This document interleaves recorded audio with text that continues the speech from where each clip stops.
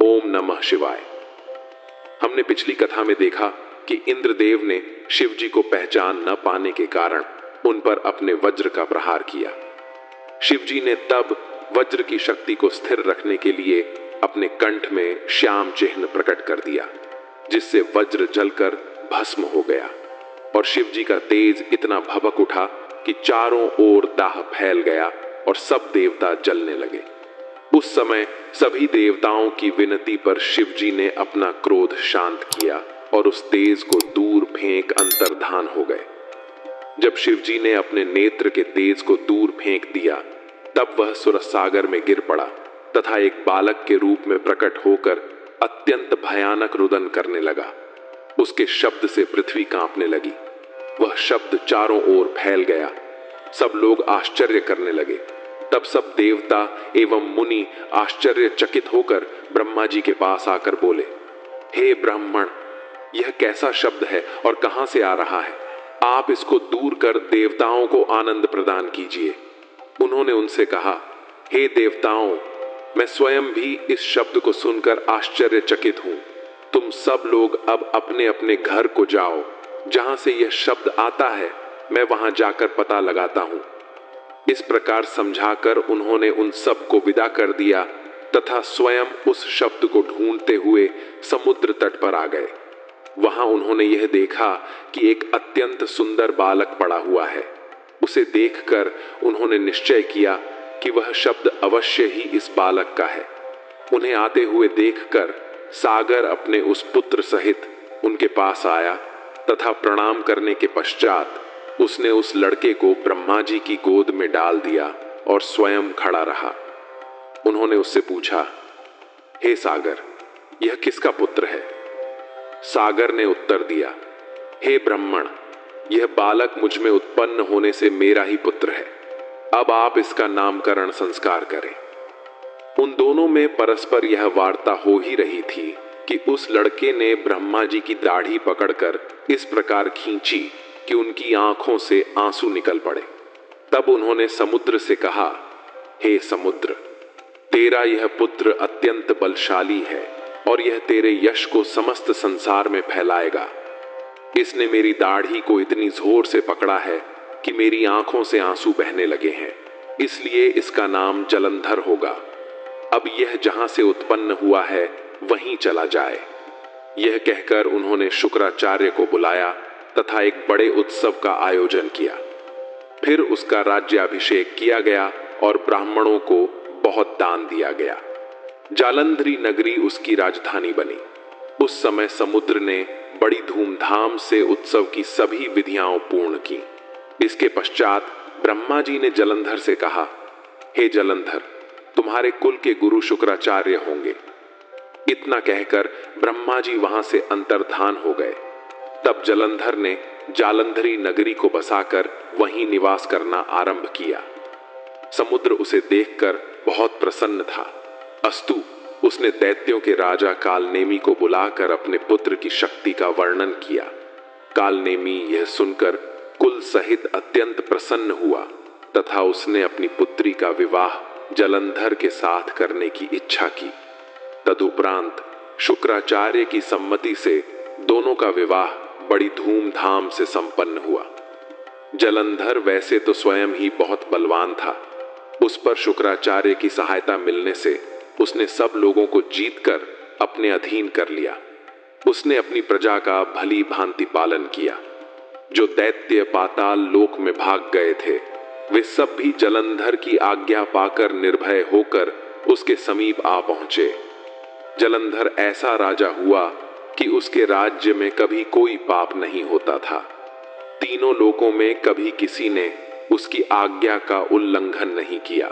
उसने सब लोगों से उनके वर्ण के अनुसार धर्म कर्म करवाया, जिससे कोई भी कुमार्ग पर अग्रसर न हो सका। इस प्रकार उसका प्रताप एवं तेज तीनों लोकों में फैल गया। एक बार जलंधर अपनी सभा में बैठा हुआ था। सब वीर दैत्यों के अधिपति तथा समस्त देवता आदि उसके चारों ओर अपने अपने स्थान पर बैठे थे।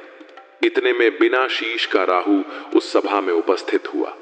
उसे देखकर जलंधर ने शुक्राचार्य से अत्यंत आश्चर्य के साथ पूछा, हे गुरु, इसका सिर किसने काटा है? शुक्र बोले, हे जलंधर, इसके विषय में मैं तुम्हें एक पुरातन कथा सुनाता हूं। जब देवताओं और दैत्यों ने मिलकर समुद्र मंथन किया था, तब समुद्र से सब रत्न निकाल लिए गए।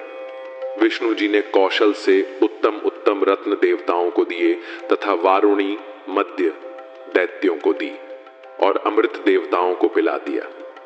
उस समय राहु भी देवताओं के साथ बैठा था। उसने छल से अमृत पी लिया। विष्णु जी ने यह देखकर अपने चक्र से उसका सिर काट डाला। इसके पश्चात उस स्थान पर देवताओं और दैत्यों में भयानक युद्ध हुआ, जिसमें करोड़ों दैत्य मारे गए। जो शेष बचे वे पाताल में भाग गए। तभी से सभी दैत्य भयभीत होकर पाताल में रहते थे।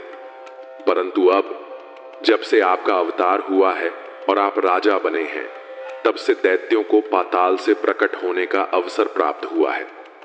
जलंधर यह सुनकर कि उसके पिता समुद्र को देवताओं तथा दैत्यों ने मिलकर मत्था था, अत्यंत क्रोधित हो गया। वह अग्नि के समान प्रज्वलित हो उठा, नेत्र लाल हो गए और दांतों से अपने होंठ चबाने लगा। फिर उसने इंद्र से युद्ध करने का निश्चय किया और अपने दूत घम्मर को इंद्र के पास भेजा। जलंधर की आज्ञा पाकर घम्मर वहां से चलकर इंद्र की सभा में जा पहुंचा। वहां उसने अहंकार पूर्वक इंद्र के सम्मुख अपना मस्तक नहीं झुकाया और इस प्रकार कहने लगा, हे इंद्र, समुद्र के पुत्र जलंधर ने तुमको यह संदेश भेजा है कि तुमने समुद्र से जो रत्न निकाल लिए हैं वे सब हमें सौंप दो तो सब ठीक हो जाएगा। क्योंकि दिन का भूला यदि रात को लौट आए तो वह भूला नहीं कहलाता। अतः तुम शीघ्र ही हमारी शरण में आओ, अन्यथा परिणाम भुगतने के लिए तैयार रहो। यह संदेश सुनकर इंद्र जलंधर को अत्यंत बलवान एवं पराक्रमी समझकर मन में भयभीत हुए, परंतु ऊपर से क्रोधित होकर बोले, हे दूत, तुम हमारी ओर से जलंधर को यह उत्तर देना कि पहले किसी समय पर्वतों ने हमारे लोक में उड़कर उत्पात मचाया था, तब हमने उनके पंख काट दिए थे। जो शेष बचे वे समुद्र में छिप गए थे। समुद्र ने उन्हें शरण दी थी, उसी ने दैत्यों को भी छिपाया था। इसी अपराध के कारण हमने समुद्र का मंथन किया और उसके रत्न निकाल लिए। पहले भी एक और शत्रु शंखासुर उत्पन्न हुआ था, जिसकी रक्षा समुद्र भी न कर सका। इसलिए जलंधर को चाहिए कि वह बुद्धिहीन होकर व्यर्थ का प्रयास न करे। संसार में ऐसा कौन देवता या दैत्य है जो हमसे शत्रुता करके जीत सके? संभवतः उसने अभी हमारे बल एवं प्रताप के विषय में सुना नहीं है। यदि वह अपनी भलाई चाहता है तो इतने हाथ पैर न फैलाए, अन्यथा उसे दहकती हुई लज्जा के अतिरिक्त कुछ न मिलेगा। दूत ने इंद्र के ये वचन सुनकर कहा, हे इंद्र, व्यर्थ ही घमंड मत करो, क्योंकि जलंधर ने सारे संसार का राज्य प्राप्त कर लिया है। अब तुम्हें गर्व त्याग कर सब रत्न जलंधर को सौंप देने चाहिए और स्वयं चलकर उसकी छाया में आनंद पूर्वक रहना चाहिए। यदि तुमने ऐसा नहीं किया तो भारी कष्ट भोगना पड़ेगा।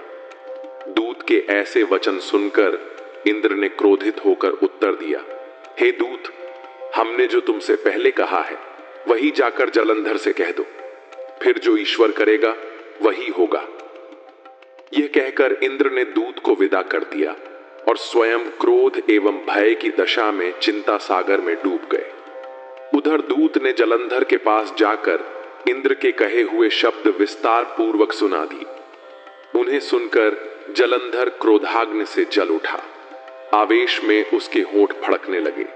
उसने दैत्यों की एक विशाल सेना एकत्र की और ऐसी बलशाली अपार सेना लेकर देवलोक विजय के लिए प्रस्थान किया।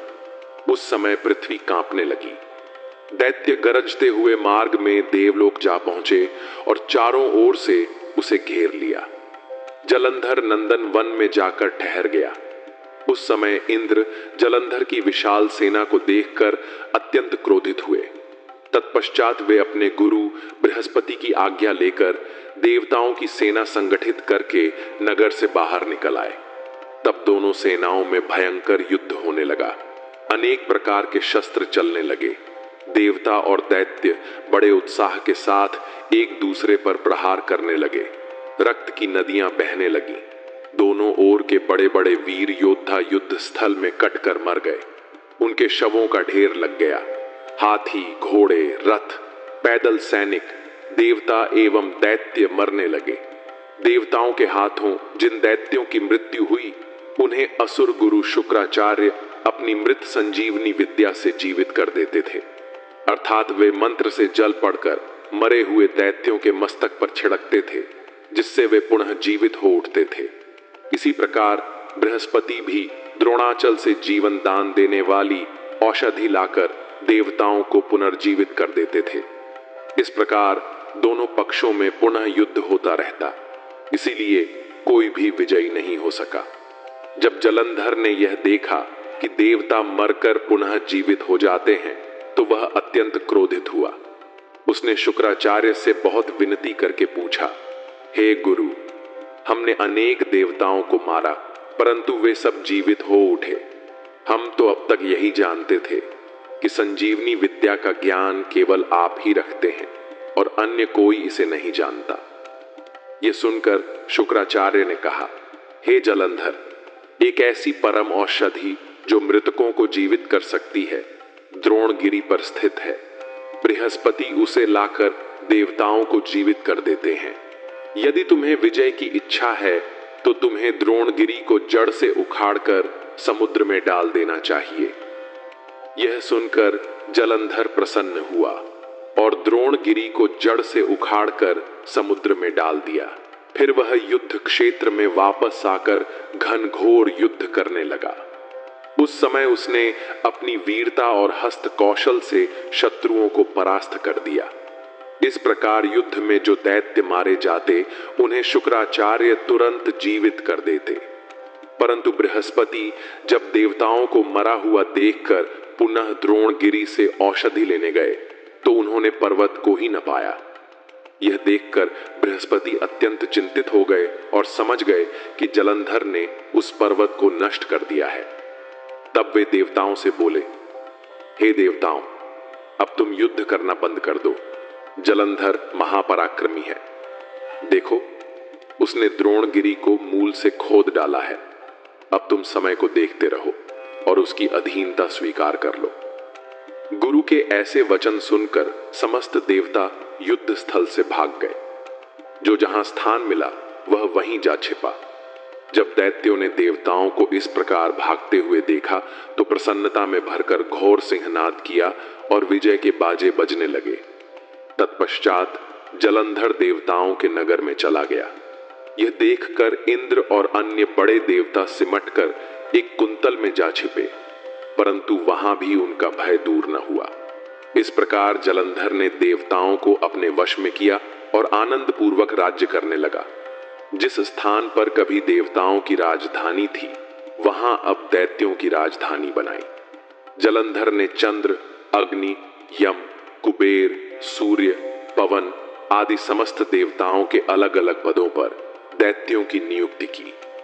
वह ऐसा प्रतापी और शक्तिशाली हुआ जिसका वर्णन नहीं किया जा सकता।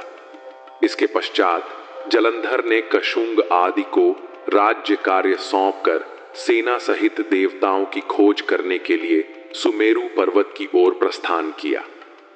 देवताओं ने जब जलंधर को आते हुए देखा, तो वे सभी घबराकर विष्णु जी का स्मरण करने लगे।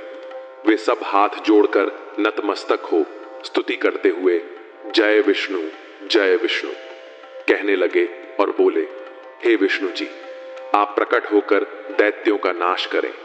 हमारे सम्मुख जलंधर चला आ रहा है, इसलिए आप जो उचित समझें वही करें। आप शिव जी की भक्ति में स्थित होकर समस्त संसार का उपकार करते रहे हैं।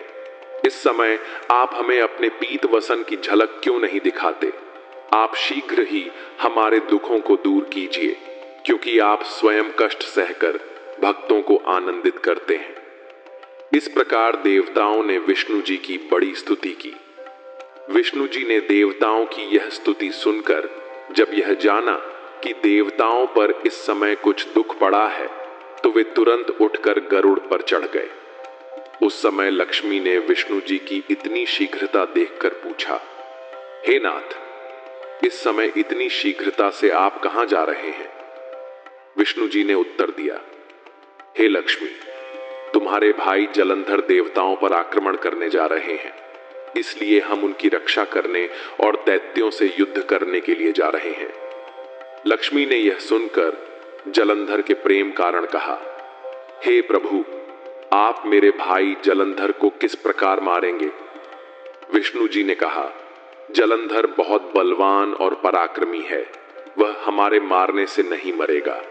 वह रुद्र का अंश है और ब्रह्मा के वरदान से देवताओं को कष्ट दे रहा है, परंतु यदि हम वहां नहीं जाएं तो हमारे भक्त वत्सल नाम का कोई अर्थ नहीं रह जाएगा।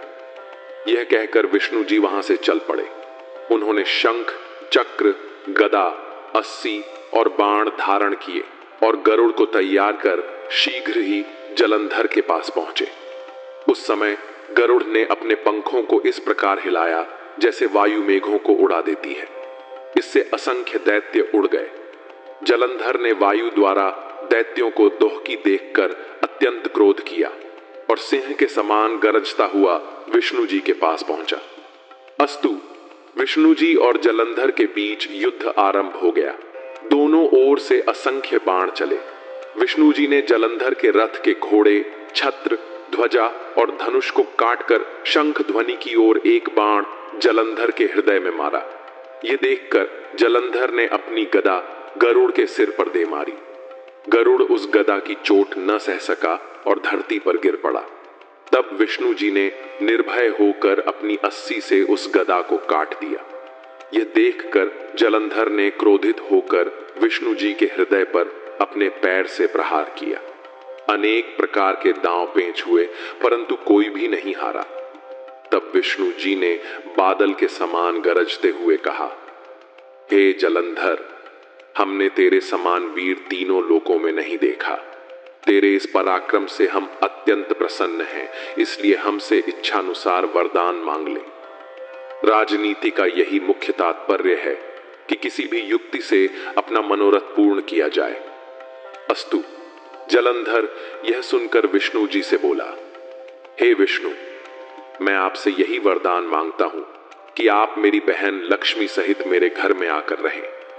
इसी प्रकार समस्त देवता भी मेरे अधीन होकर मेरे घर में वास करें। जलंधर का यह वरदान मांगना सुनकर विष्णु जी अत्यंत दुखी हुए, लेकिन उनका कहना मानकर वे लक्ष्मी सहित जलंधर के घर में निवास करने लगे। जलंधर ने तीनों लोकों पर विजय प्राप्त कर ली और देवताओं के स्थान पर दैत्यों को नियुक्त कर दिया। उसने समस्त राजाओं को पराजित कर अपने अधीन कर लिया और संसार के सभी बहुमूल्य रत्न एवं अद्भुत वस्तुओं को अपने अधिकार में ले लिया। फिर उसने सभी दिक्पालों को अपने नगर में आमंत्रित कर प्रजा के समान बसाया। उसने इंद्र से ऐरावत हाथी छीन लिया और उच्चैश्रवा अश्व भी अब उसकी अश्वशाला की शोभा बढ़ाने लगा। इस प्रकार वरुण का छत्र, प्रजापति का रथ, अनल, अग्नि का अंकुश, ये सब प्रमुख वस्तुएं भी जलंधर ने छीनकर अपने अधिकार में कर ली।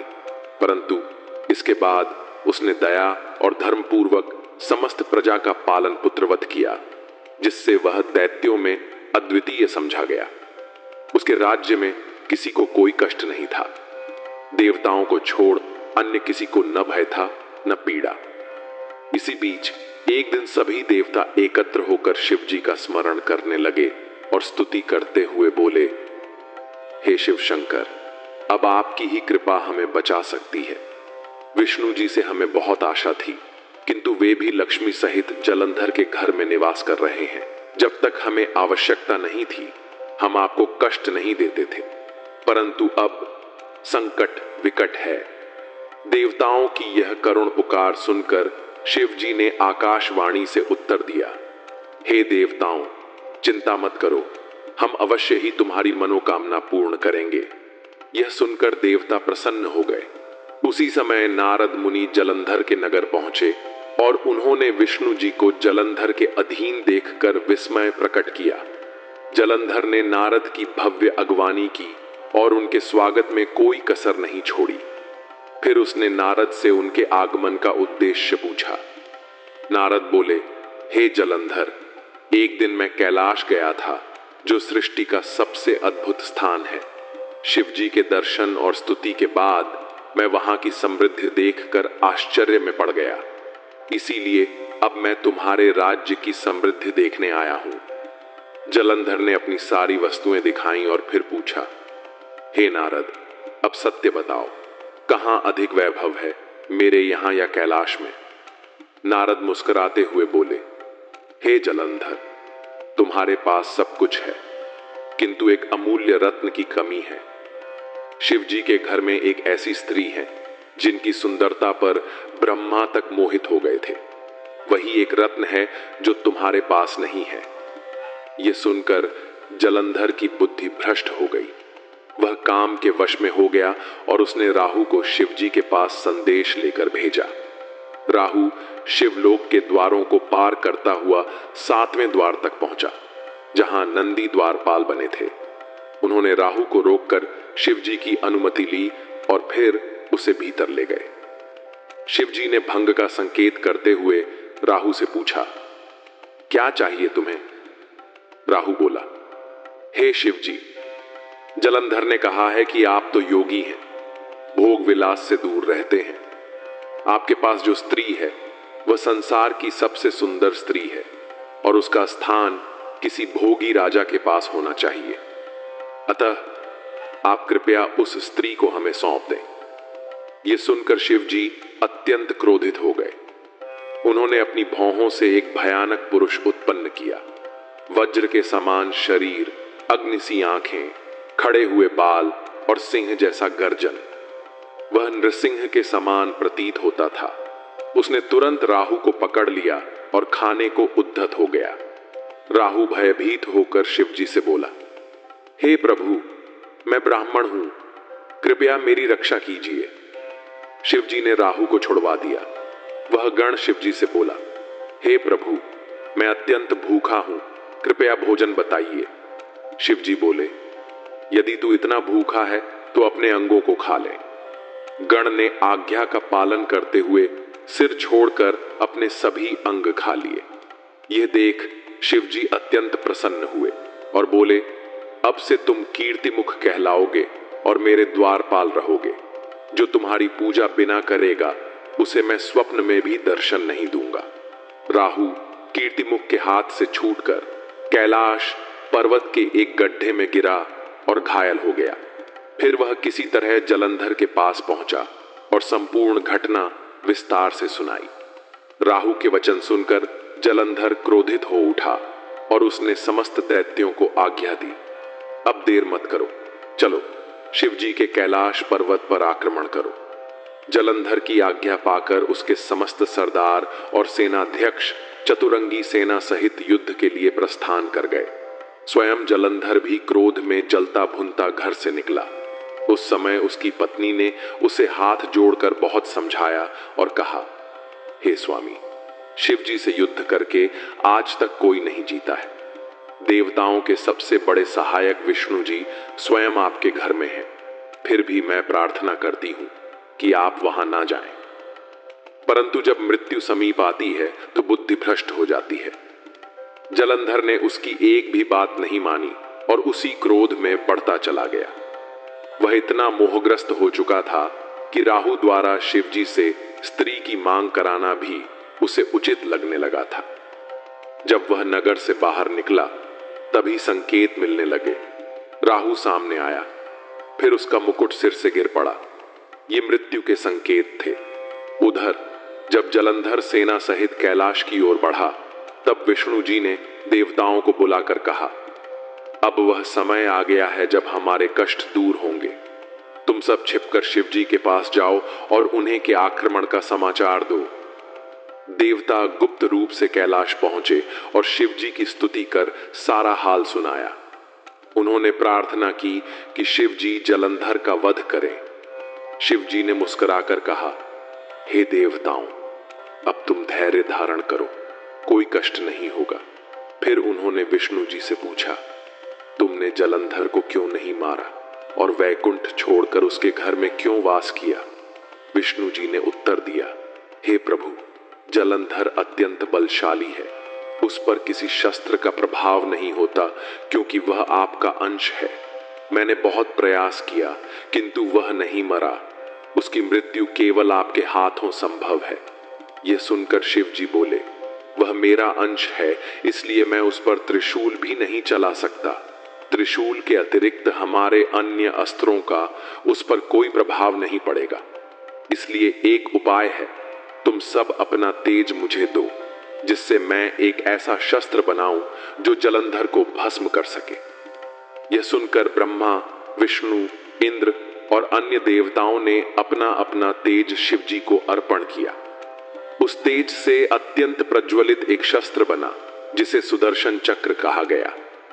वह कोटि सूर्य के समान तेजस्वी और अग्नि के समान ज्वालामय था।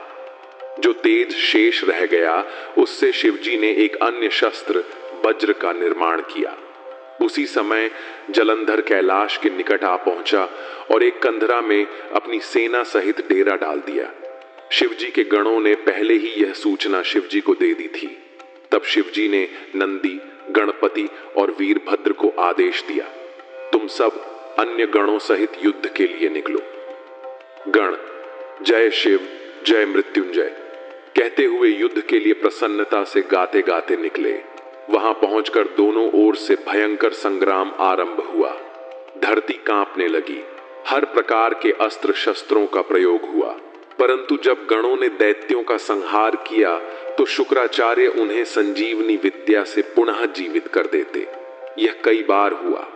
अंततः गण निराश होकर शिव जी के पास लौटे और बोले, हे प्रभु, हम अब दैत्यों से युद्ध नहीं कर सकते। उन्हें मारने का कोई लाभ नहीं, क्योंकि शुक्र उन्हें पुनः जीवित कर देता है। अब यह कार्य आप स्वयं करें। शिव जी क्रोधित हुए और बोले, यह सब शुक्र मृत्युंजय मंत्र के प्रभाव से कर रहा है। तब शिव जी के मुख से एक भयानक स्त्री उत्पन्न हुई, कृत्या। उसका स्वरूप अत्यंत विकराल था। पर्वत सी दाढ़ें, जलती आंखें, विकट गर्जना। कृत्या युद्ध स्थल में पहुंची और दैत्यों का भक्षण करने लगी। दैत्य उसके रूप और पराक्रम से भयभीत होकर भागने लगे। फिर कृत्या ने शुक्राचार्य को अपने अंग में दबाकर आकाश में उड़ गई और सबकी आंखों से ओझल हो गई। शुक्राचार्य के इस प्रकार अंतर्धान हो जाने से दैत्यों की सेना में हाहाकार मच गया। वे भयभीत होकर इधर उधर भागने लगे। इस समय शिवजी के गणों ने चारों ओर से घेरकर गर्जना करते हुए दैत्यों पर धावा बोल दिया। दैत्य गण भागकर चारों ओर फैल गए।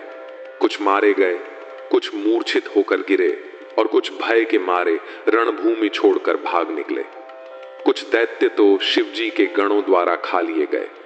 जलंधर जब अपनी सेना की ऐसी दुर्दशा देखता है तो क्रोध से भरकर रथ पर आरूढ़ होता है और सेना सहित गणों की ओर प्रहार करने के लिए दौड़ पड़ता है।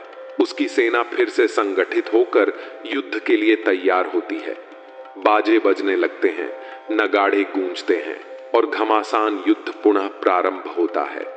जलंधर आते ही बाणों की वर्षा करता है। 5 बाण गणपति और नंदी को, 20 बाण वीरभद्र के शरीर में मारता है और सिंहनाद करता है। वीरभद्र ने पलटवार करते हुए एक साम, भयंकर शक्तियुक्त शस्त्र जलंधर पर चलाई, जिससे वह मूर्छित होकर धरती पर गिर पड़ा। परंतु शीघ्र ही चेतना पाकर वह उठा और वीरभद्र पर गदा से प्रहार किया, जिससे वीरभद्र भी गिर पड़े। फिर गणपति ने क्रोधित होकर अपनी सांग शूल से जलंधर की गदा को काट डाला और 3 बाण उसके हृदय में मारे। जलंधर ने उत्तर में गणपति को घायल कर दिया और दूसरे रथ पर चढ़कर वीरभद्र के पास जा पहुंचा। जलंधर और वीरभद्र का युद्ध अत्यंत भीषण हुआ। धनुष कटे, सिरों पर परिघ के प्रहार हुए। अंततः जलंधर के प्रहार से वीरभद्र व्याकुल होकर पृथ्वी पर गिर पड़े। यह देख सभी गण भयभीत होकर शिवजी के पास पहुंचे और बोले, हे प्रभु, दैत्यों की मारकाट इतनी भीषण है कि अब हम युद्ध करने में असमर्थ हैं। कृपा करके आप स्वयं रणभूमि में चलें। यह सुनकर शिवजी ने क्रोध में भरकर अपना डमरू बजाया और बैल पर सवार होकर त्रिशूल हाथ में लिए रणभूमि की ओर प्रस्थान किया। उनके पीछे पीछे समस्त गण जय शिव जय मृत्युंजय का जय घोष करते हुए फिर से युद्ध में कूद पड़े। शिवजी ने ऐसा भयंकर रूप धारण किया कि दैत्य सेना में हाहाकार मच गया और वे रणभूमि से भागने लगे। जलंधर ने शिवजी को रोकने के लिए अनेक बाण छोड़े और उसके साथ साथ शुंभ, निशुंभ, कालनेमी, हेममुख, असीमा, बलाह, प्रचंड आदि दानवों ने भी बाणों की वर्षा की, परंतु शिवजी ने उनकी सारी बाणों की वर्षा को पल भर में काट दिया और स्वयं बाण चलाकर आकाश को भर दिया। फिर शिवजी ने असीमा का सिर काट डाला और अपने नंदी बैल को दैत्य सेना में छोड़ दिया, जिसने अपनी सींगों से असंख्य दैत्यों को मार गिराया। जो दैत्य बचे वे भयभीत होकर भाग खड़े हुए। तब जलंधर ने शेष बचे सेनापतियों से कहा, मृत्यु से कोई नहीं बचता। वीर वही होता है जो रणभूमि में निर्भय होकर मरे और यश अर्जित करे। जो तुम युद्ध भूमि छोड़कर भाग रहे हो वह शर्मनाक है। क्या तुम्हारी माताओं ने तुम्हें इस दिन के लिए जन्म दिया था? जलंधर के इन शब्दों से धरती कांप उठी, समुद्र में ज्वार आ गया, पर्वत थरथरा उठे। जलंधर का यह तेज देखकर जो दैत्य पहले भाग गए थे वे भी लौट आए और युद्ध करने को तैयार हुए। उस समय जलंधर ने शिवजी की ओर देखकर कहा, हे शिवजी, अब प्रतीत होता है कि तुम कुछ बलवान हो। और यह कहकर उसने भयंकर बाण शिवजी पर चलाया, परंतु शिवजी ने उसे बीच में ही काट डाला।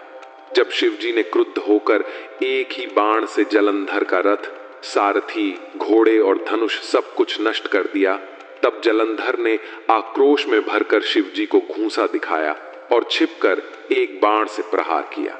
शिवजी ने उस वार को समझकर एक बाण से जलंधर को एक कोस पीछे फेंक दिया। अब जलंधर को समझ में आ गया कि शिवजी से प्रत्यक्ष युद्ध में विजय प्राप्त करना असंभव है। तब उसने एक छलयुक्त योजना रची। वह जानता था कि शिवजी को केवल नाद, संगीत और नाथ, राग से मोहित किया जा सकता है और यही उसका एकमात्र उपाय है। जलंधर ने माया का सहारा लिया। उसने आकाश में गंधर्वों, अप्सराओं और किन्नरों को प्रकट किया जो मनुष्यों के समान नृत्य और गायन करने लगे। वह संगीत और नृत्य इतना रसमय था कि शिवजी भी उसकी लय में रम गए। जैसा कि शास्त्रों में वर्णित है, नाद में मन को बांधने की शक्ति होती है और वही राग शिव को भी अपने प्रभाव में ले आता है। शिवजी के हाथों से अस्त्र शस्त्र गिर गए। वे तुर्या अवस्था, संगीत में पूर्ण रूप से तल्लीन में चले गए और चेतना क्षीण हो गई। इस अवसर का लाभ उठाकर जलंधर ने शिवजी का ही रूप धारण कर लिया। 5 मुख, 3 नेत्र, दिगंबर रूप और रुद्र रूप में सुसज्जित होकर एक माया बैल पर सवार होकर गिरिजा माता पार्वती जी के पास पहुंचा।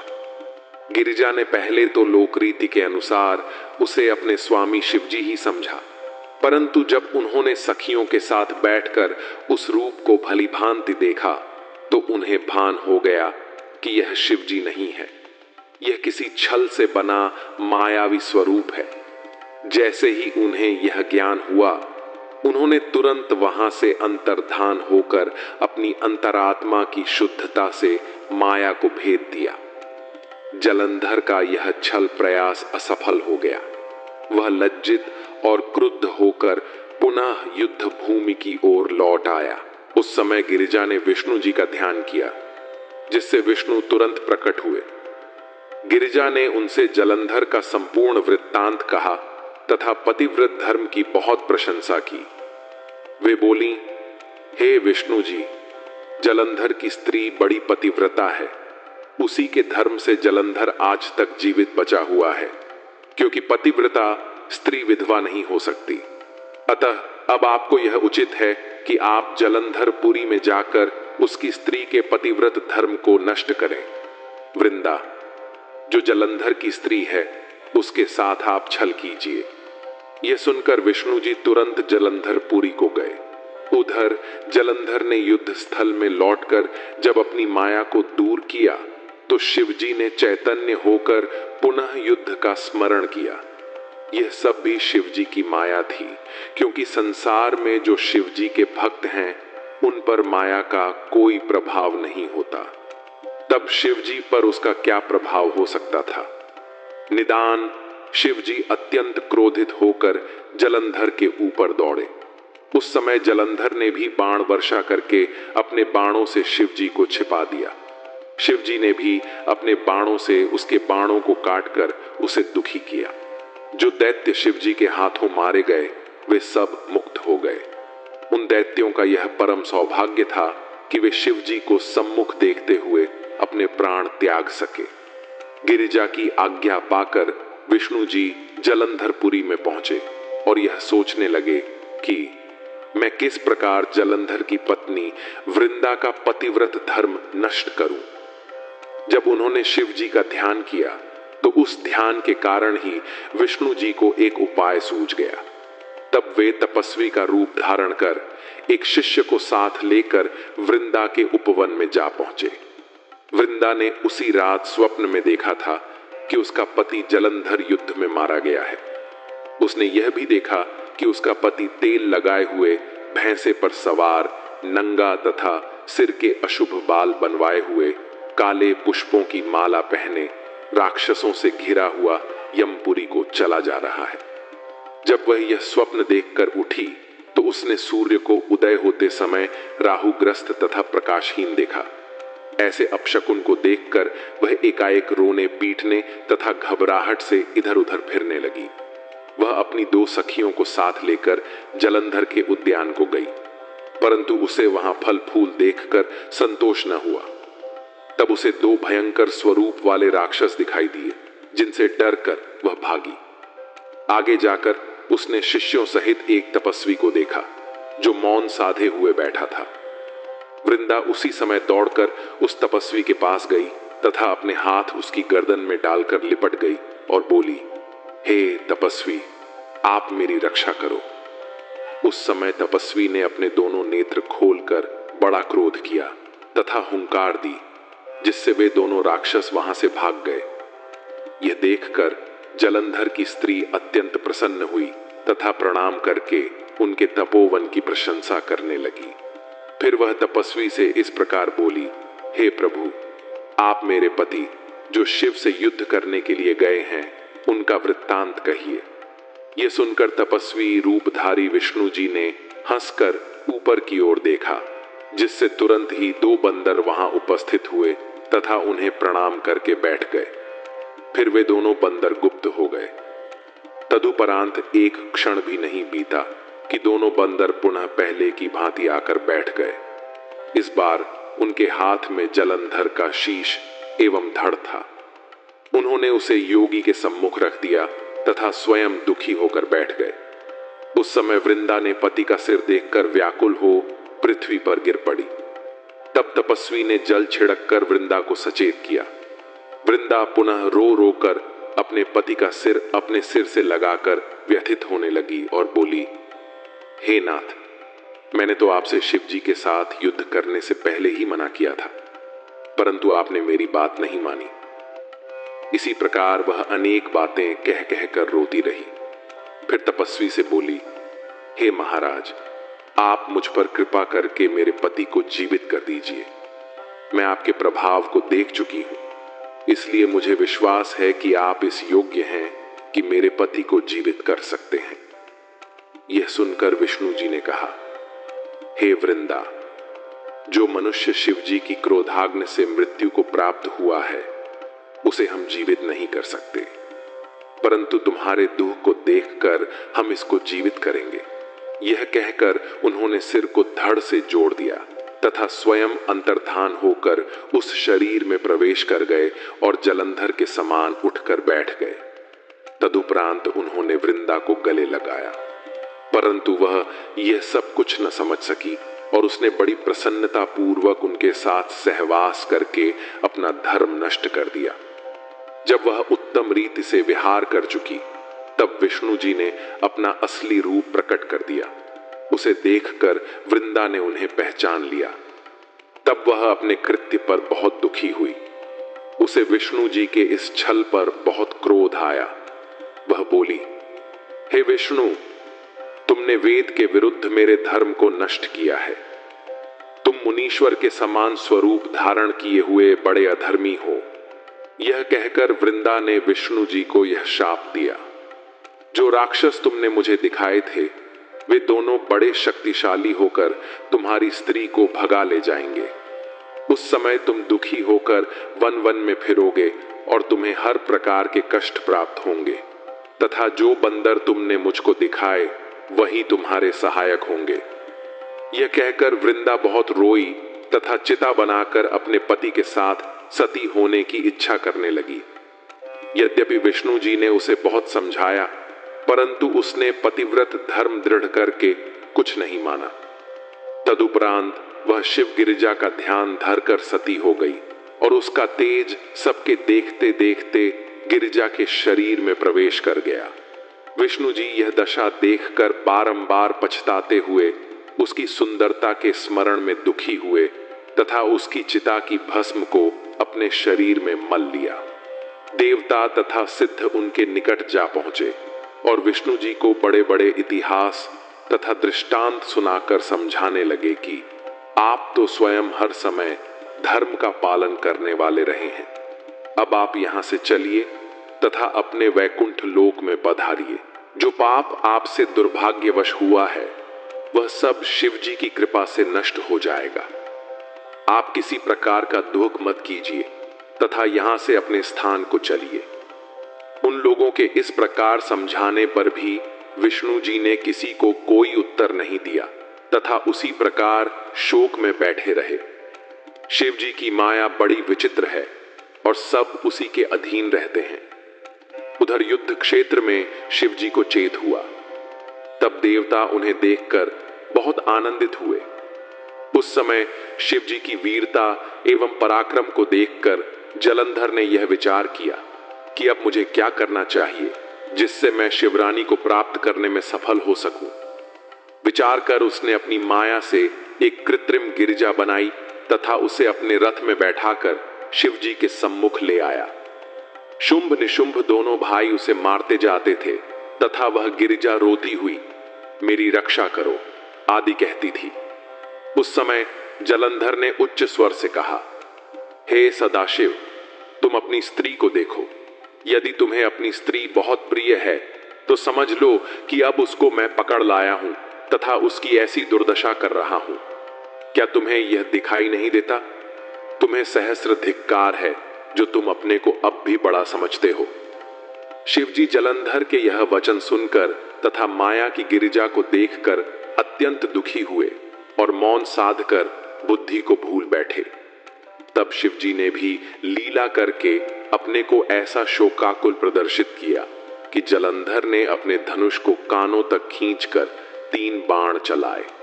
एक शिवजी के सिर में, दूसरा यक्ष में तथा तीसरा उदर में मारा। उस समय शिवजी ने जलंधर की माया को जानकर भयंकर रूप धारण किया और अग्नि के समान प्रकट हुए। जलंधर ने शिवजी का यह रूप देखकर अत्यंत क्रोधित होकर बाणों की वर्षा कर शिवजी को ढक दिया। यह देखकर शिवजी ने क्रोधित होकर अपने बाणों द्वारा जलंधर के बाणों को काट डाला।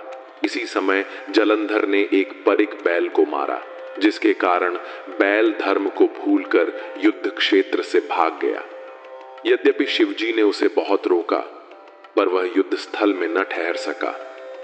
यह देखकर शिवजी अत्यंत क्रोधित होकर महाभयंकर हो गए। तब उन्होंने करोड़ों सूर्य के समान चमकते हुए सुदर्शन चक्र को अपने हाथ में उठा लिया और उसे जलंधर के ऊपर छोड़ दिया। उस चक्र का तेज 10 दिशाओं में फैल गया। संपूर्ण पृथ्वी एवं आकाश उसके तेज से चलने लगे। चक्र ने जाकर जलंधर का सिर धड़ से अलग कर दिया। उस समय बड़ा भारी शब्द हुआ। पृथ्वी थर थर कांपने लगी तथा पर्वत चलने लगे। जिस समय जलंधर का तेज शिवजी के शरीर में प्रविष्ट हुआ, उस समय चारों ओर से जय जय का नाद हुआ। ओम नमः शिवाय। श्री शिव महापुराण की कथा, गजासुर वध और कृत्यवासेश्वर लिंग की उत्पत्ति। आज की श्री शिव महापुराण की कथा में हम गजासुर अर्थात गज से सहार का वृत्तांत जानेंगे। जिस प्रकार शिवजी ने अपने त्रिशूल द्वारा उसका वध कर उसे अपना गण बनाया था, वह कथा आज वर्णित है। जब भगवती जगदम्बा ने भगवान सदाशिव की आज्ञा अनुसार विष्णु जी तथा ब्रह्मा जी पर कृपा करते हुए देवताओं एवं अराशि मुनियों का उपकार करने हेतु महिषासुर का संहार किया, तब उसका पुत्र गजासुर अत्यंत दुखी हो गया। वह अपने पिता के वध का स्मरण कर देवताओं से बदला लेने की इच्छा करने लगा। इसी उद्देश्य से उसने वन में जाकर अत्यंत परिश्रम पूर्वक ब्रह्मा जी की तपस्या आरंभ की। उसकी अभिलाषा थी कि जो स्त्री पुरुष कामदेव से नहीं जीते गए हैं, उनमें से कोई भी मुझे किसी भी दशा में न मार सके। अस्तु, वह हिमाचल पर्वत पर अंगूठों के बल खड़ा होकर आकाश की ओर आंखें उठाए अपनी दोनों भुजाएं ऊपर किए वर्षों तक कठोर तप करता रहा। उसकी तपस्या के तेज से सूर्य का तेज भी मलिन पड़ गया। जब उसका तप पूर्णता के निकट पहुंचा, तब उसके शरीर से अग्नि की ज्वाला उठने लगी, जिससे संपूर्ण संसार भस्म होने लगा। यह देखकर सभी देवता, आर्ष मुनि आदि अत्यंत व्याकुल होकर ब्रह्मा जी के पास पहुंचे। ब्रह्मा जी स्वयं अपने पुत्रों दक्ष, भृगु, अत्रि आदि के साथ गजासुर के पास गए और उसे उग्र तपस्या करते हुए देखकर अत्यंत चकित हो उठे। वे बोले, हे गजासुर, हम तुम्हारी तपस्या से प्रसन्न हैं। तुम जो वरदान चाहो मांग लो। ब्रह्मा जी के वचन सुनकर गजासुर ने नेत्र खोलकर प्रणाम किया और स्तुति करते हुए बोला, हे प्रभु, मेरी यह इच्छा है कि जो स्त्री पुरुष कामदेव के अधीन हैं, वे मुझे किसी दशा में न मार सकें और किसी भी शस्त्र का मुझ पर प्रभाव न पड़े।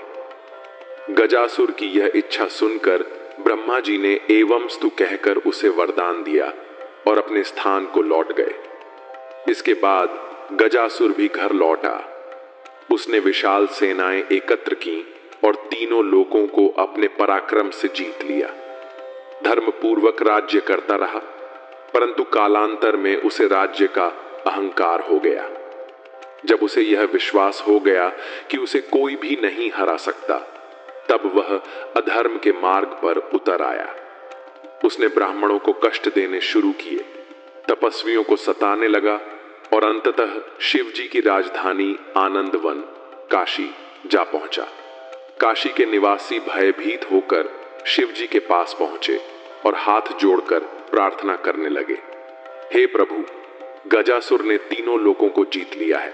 अब वह काशी में आ गया है और आपके भक्तों को दहका रहा है। उसके चलते पर्वत हिलते हैं, वृक्ष गिर पड़ते हैं, बादल उसकी आज्ञा से चलते हैं और समुद्र भी सूख जाते हैं। आप ही उसे मार सकते हैं, अतः कृपा कर उसका संहार करें। काशी वासियों की प्रार्थना सुनकर शिव जी अपने त्रिशूल को हाथ में लेकर वहां पहुंचे। उन्होंने जब गजासुर को देखा तो भयानक हुंकार की, जिससे दैत्यों में हाहाकार मच गया। गजासुर ने भी शिव जी को देखते ही युद्ध की ललकार की। दोनों के मध्य घोर युद्ध आरंभ हो गया।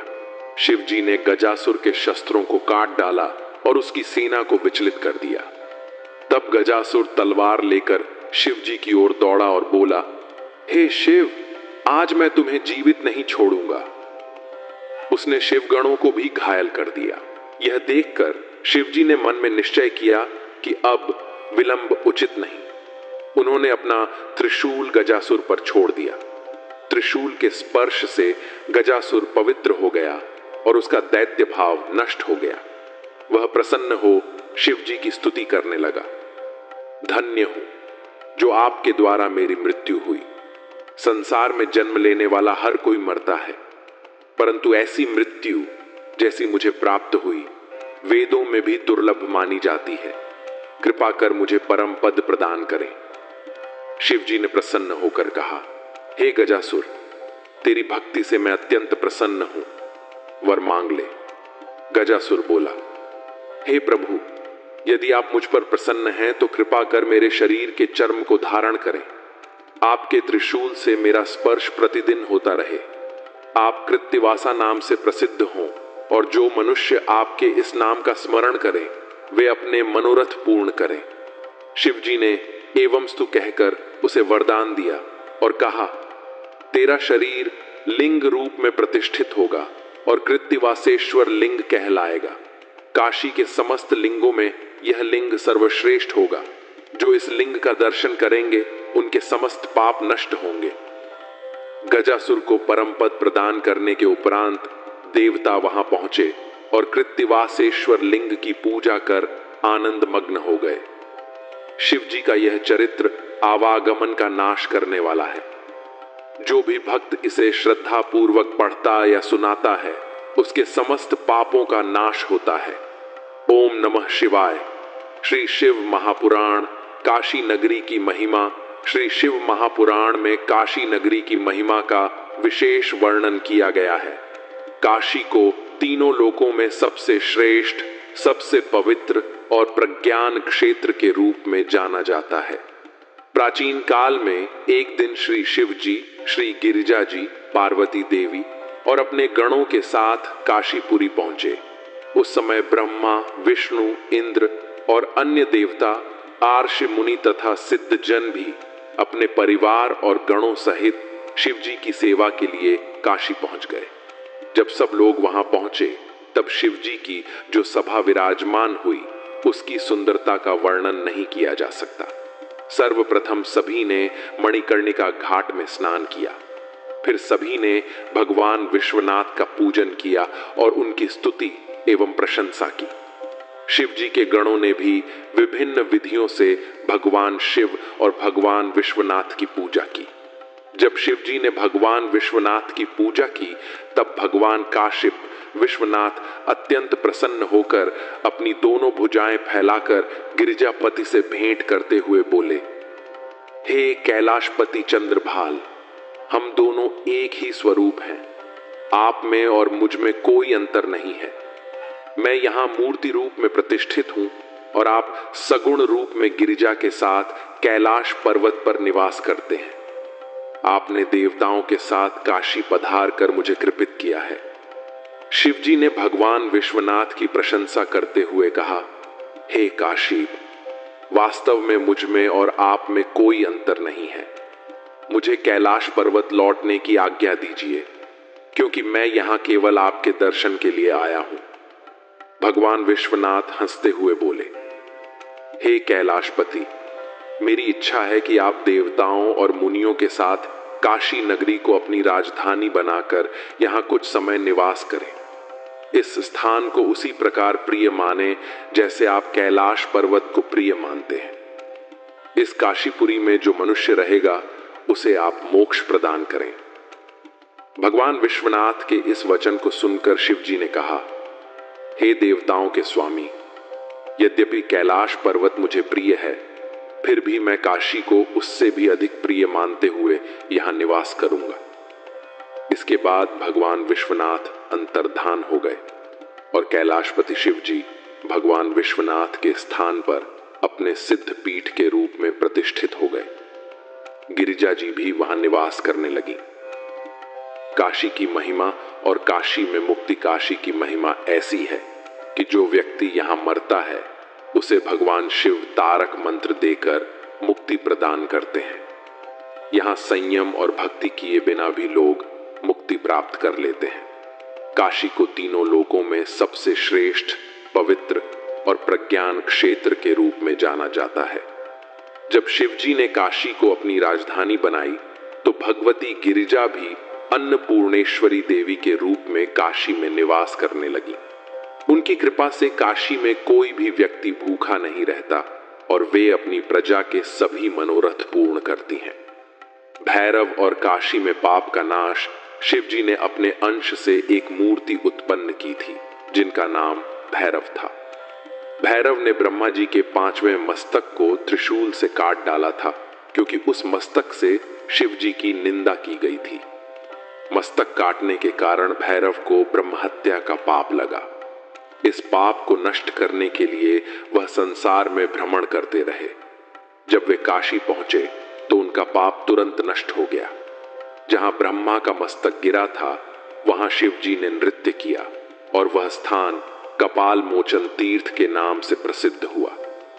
यह तीर्थ संपूर्ण पापों को नष्ट करने वाला है। काशी में निवास करते हुए शिवजी ने भैरव को कोटपाल का पद दिया और कहा, हे भैरव, तुम्हारा समस्त पाप अब नष्ट हो चुका है। अब तुम यहां हमारे पास रहकर काशी जी की रक्षा करो और पापियों को दंड देते हुए प्रजा को कृतार्थ करते रहो। आनंदवन की सुंदरता। एक दिन भगवान शिव गिरिजा जी और अपने गणों के साथ नंदी पर सवार होकर आनंदवन देखने के लिए गए। वहां पहुंचकर उन्होंने गिरिजा जी से उस क्षेत्र की प्रशंसा की। वहां मंदार, कनेर, केतकी, अनार, चमेली, मौलश्री, मालती, जूही, कमल और अन्य प्रकार के सुगंधित पुष्प खिले हुए थे। श्रेष्ठ लकड़ियों के वृक्षों पर पक्षी मधुर स्वरों में गान कर रहे थे और तीनों प्रकार की शीतल वायु हमेशा चलती रहती थी। वहां आर्षि मुनि, सिद्धजन आदि नदी के किनारे बैठकर अपने यम नियम का पालन करते थे।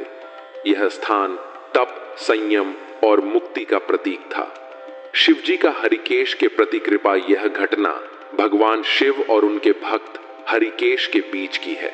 एक दिन भगवान शिव और माता पार्वती गिरिजा आनंदवन में विचरण कर रहे थे, जहां उन्हें हरिकेश नामक एक भक्त तपस्या करते हुए मिले। हरिकेश का शरीर अत्यंत कमजोर था। केवल हड्डियां और नसें दिखाई दे रही थीं और वह विश्वनाथ का उच्चारण करते हुए तपस्या कर रहे थे। आसपास के हिंसक जीव जैसे सिंह और सर्प अपने स्वाभाविक हिंसक प्रवृत्तियों को छोड़कर उन्हें चारों ओर से घेर कर उनकी रक्षा कर रहे थे।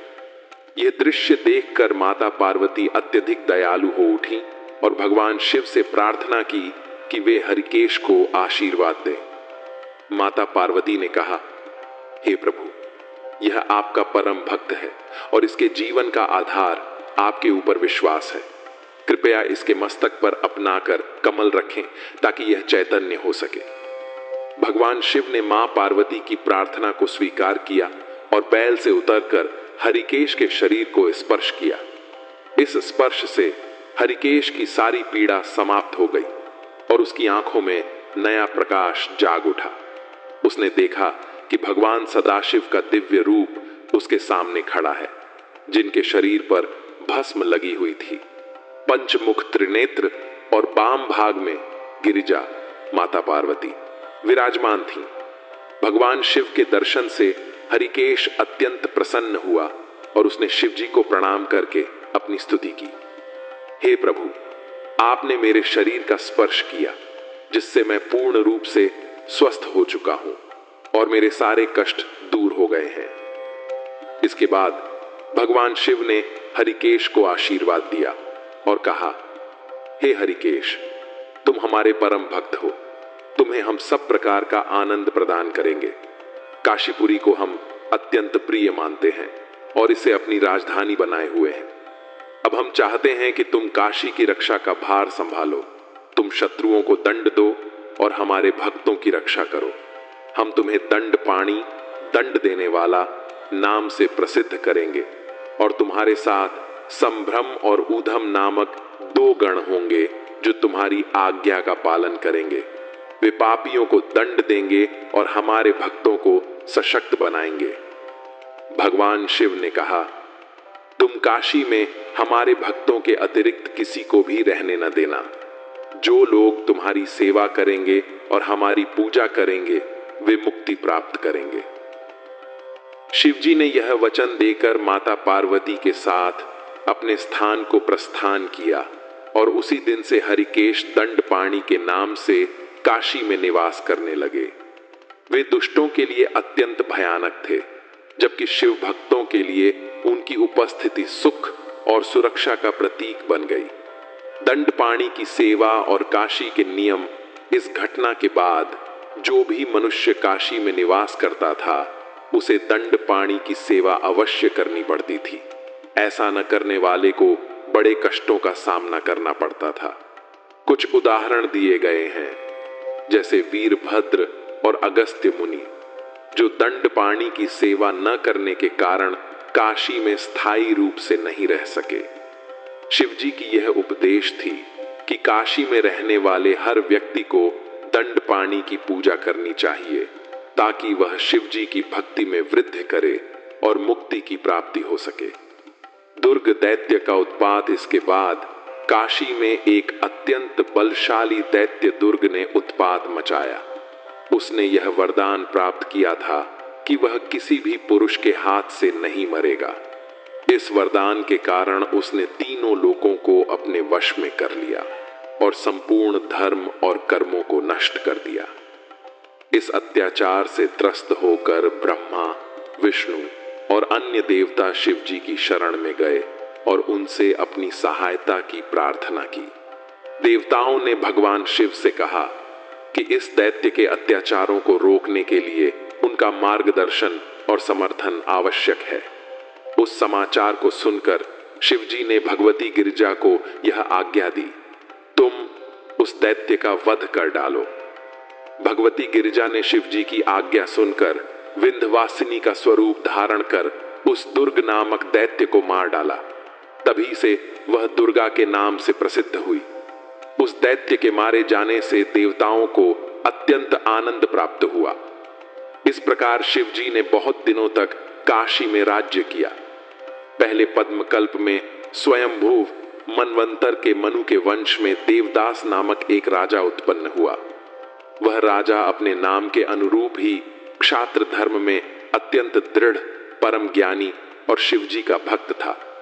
उसने अपना राज्य छोड़कर काशीपुरी में जाकर अत्यंत तप किया। उसके राज्य त्याग देने से संसार में बहुत अकाल पड़ा, जिसके कारण सब मनुष्य अत्यंत दुखी हुए। राजा न होने के कारण सब जगह चोरियां होने लगीं, धर्म भ्रष्ट हो गया, यज्ञ कर्म नष्ट हो गए, सर्वत्र दहक का साम्राज्य छा गया तथा सब लोग पापाचरण करने लगे। उस समय देवताओं ने ब्रह्मा जी के पास आकर यह कहा, हे ब्रह्मा, राजा न होने के कारण संसार की दशा अत्यंत खराब हो रही है, अतः आप कृपया कोई उपाय कीजिए। यह सुनकर ब्रह्मा जी सब देवताओं को साथ लेकर काशीपुरी में पहुंचे और जिस स्थान पर राजा देवदास तप कर रहा था वहां पहुंचकर उससे बोले, हे राजन, तुम अपना राज्य फिर से संभालो। जब तुम पुनः शासन कर उठोगे तब तुम्हारे राज्य में वर्षा होगी, जिससे प्रजा को दुख से मुक्ति मिलेगी। उस समय वासुकी नामक नाग अपनी अनंग मोहिनी नामक कन्या का विवाह तुम्हारे साथ कर देगा। यह कन्या अत्यंत पतिव्रता तथा धर्मव्रत धारिणी होगी। उसके द्वारा तुम अत्यंत आनंद प्राप्त करोगे। यह सुनकर राजा देवदास ने कहा, हे प्रभु, मैं केवल उसी शर्त पर राज्य करने के लिए तैयार हूं कि अब से सभी देवता आकाश में स्थित रहें और नाग आदि पाताल में जाकर निवास करें। पृथ्वी पर मनुष्यों के अतिरिक्त और कोई न रहे। राजा देवदास की इस शर्त को ब्रह्मा जी ने अपने अहंकार में स्वीकार कर लिया। उन्हें परिणाम का ध्यान नहीं रहा। अस्तु, राजा की शर्त के कारण तीनों देवता तथा इंद्र आदि को पृथ्वी छोड़ देनी पड़ी। इसके पश्चात जब वे शिव जी के समीप पहुंचे, उस समय शिव जी ने यह कहा, हे ब्रह्मा, मंदराचल पर्वत तपस्या कर रहा है, हम उसे वरदान देने जा रहे हैं, सो तुम भी हमारे साथ वहां चलो। शिव जी की आज्ञा सुनकर वे उनके साथ चल दिए।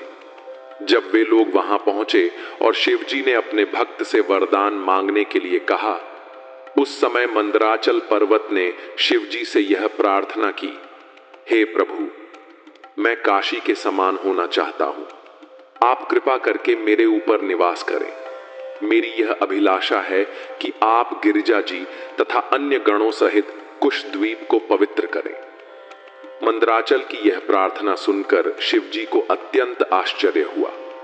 उस समय ब्रह्मा जी ने शिव जी से यह कहा, हे प्रभु, मैंने आपकी माया में मोहित होकर राजा देवदास को वरदान दे दिया है कि अब से सभी देवता पृथ्वी पर वासना करेंगे और आकाश में रहेंगे। इसलिए आप भी मंदराचल की इस प्रार्थना को स्वीकार कर लें। यह वचन सुनकर शिव जी ने अपना लिंग काशी में स्थित कर दिया और मंदराचल को इच्छित वरदान देकर अपने गणों सहित वहीं निवास करने लगे। इस प्रकार शिव जी लिंग रूप होकर काशी में रहे। उस लिंग का नाम अविमुक्त प्रसिद्ध हुआ। उस लिंग का ध्यान करने से समस्त कार्य पूर्ण होते हैं। इस प्रकार शिव जी काशी को त्याग कर मंदिर गिरी पर चले गए और विष्णु जी भी अपना धाम त्याग कर उसी पर्वत पर सुशोभित हुए। गिरिजा, गणपति, सूर्य आदि देवता तथा अर्षि मुनि भी अपने अपने स्थान को छोड़कर वहीं विराजमान हुए। शेष जी आदि सभी नाथ पाताल लोक को गए।